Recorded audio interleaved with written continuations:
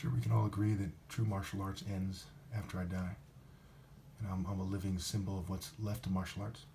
And it's not fair for whites and Asians and token minorities, after all the sabotage that has occurred to the people that actually did martial arts, blacks, Asians, and Islanders, to pretend that whites or Jews are the best at martial arts, or the true order, the true patriarchal lines are from God or something. So let's talk about what true martial arts is. It doesn't necessarily include meditation. Me being angry is a perfect expression of martial arts. It's facing your enemy mad for a good reason. Okay? There's a difference between Eastern martial arts and African martial arts. There's a difference between being a king and being a monk. Being a warrior king, top martial artist, and being a monk who teaches ethnic specific martial arts. Anyway, so the heart of hearts, okay? You have to have the heart to face the enemy, to tell the truth, no ulterior motives. Ibo, backwards, is Obi, meaning heart, king heart, essence, center, temple, etc. To fools, it means witchcraft and elder. That's all rubbish. It's all garbage. Horus, for example, is a deity of young men, amongst other things like war and so on and so forth. So those who can't put God, or rather moral precision, for those of you who aren't religious, above their family aren't true martial artists. In one war, for example, one battle really, one several-hour battle, one can lose 30 plus family members, cousins, etc. Lose your wife and kids. They raid your village and take them. These are the risks that true warriors have to take. And a true martial artist is a warrior, okay? Has a warrior heart. And that doesn't just master techniques and they have some kind of tradition or custom, but they actually are prepared for actual battle for the highest cause. So we look at the example of the Virgin.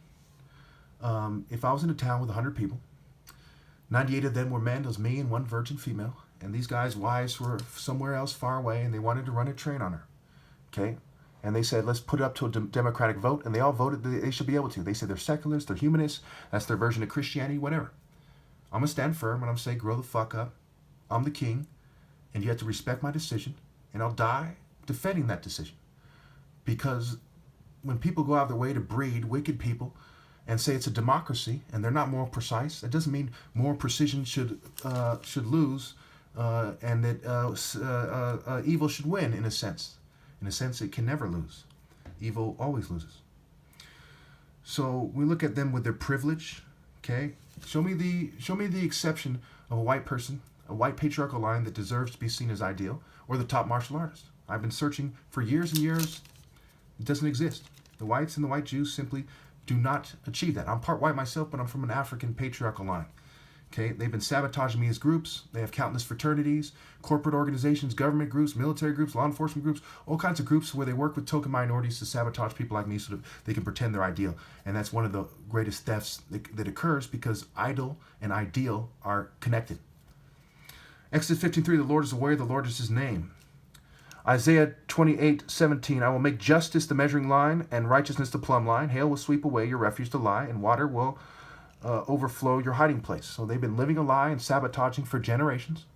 Those who didn't want any part of it, they killed, they executed. Okay, and this is where we are now. Okay, so we'll have to make justice and righteousness the measuring line, the boundary, not the boundary of the beast, the boundary of Mother Earth, the boundary of the inhabitants of the world, the boundary of worldliness, the boundary of the flesh, the boundary of pettiness. I'm mixed myself. I have no loyalty to any race, ethnic group, nation, or religion. My loyalty is to God and justice and righteousness, wisdom and the true moral spirit, warrior spirit of God. Isaiah 42:13, the Lord will march out like a champion, like a warrior. He will stir up his zeal. With a shout, he will raise the battle cry and triumph over his enemies. These are universal moral principles. Justice and righteousness and character, as many martial artists from the Eastern systems themselves, like karate, have pointed out. This is what it should be about. It's what it's really about. The person who's a top martial artist shouldn't be somebody like Bruce Lee that doesn't have much character. He didn't insist on moral precision. He had his own agnostic kind of Western influence belief system, which was very short of moral precision. I could kill him in a split second in a single combat, even in the shape I'm in now. It's laughable. It's wrong. It's wrong to pretend anyone in the Olympics or any sport, MMA, these challenges are nowhere as significant or as important as my challenge. And perhaps most importantly, it's wrong to cheat the person who's the essence of martial arts, me. That's my royal martial art line from Ibo, Nigeria. Okay, and that about covers it.